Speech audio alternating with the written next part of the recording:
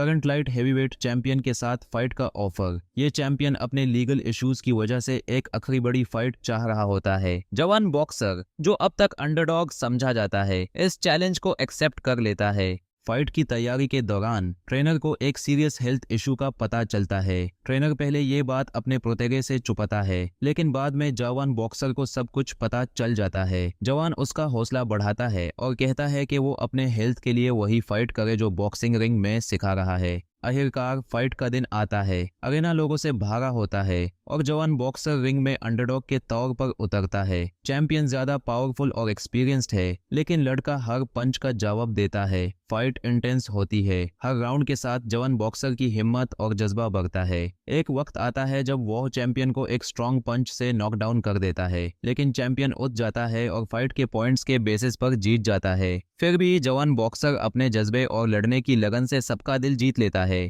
Fight के बाद mentor और प्रोटेजे के बीच रिश्ता और मजबूत हो जाता है। ट्रेनर अपनी हेल्थ के लिए लड़ने का इरादा करता है और जवान बॉक्सर अपने नाम और आइडेंटिटी के साथ अपनी जिंदगी के नए सफर पर निकलता है। कहानी एक होपफुल नोट पर खत्म होती है जब मेंटोर और प्रोटेगे एक पहाड़ी के ऊपर चढ़ते हैं, शहर के नज़ारे देखते हैं और अपने अंदर और बाहर की लड़ाइयों को याद करते हैं।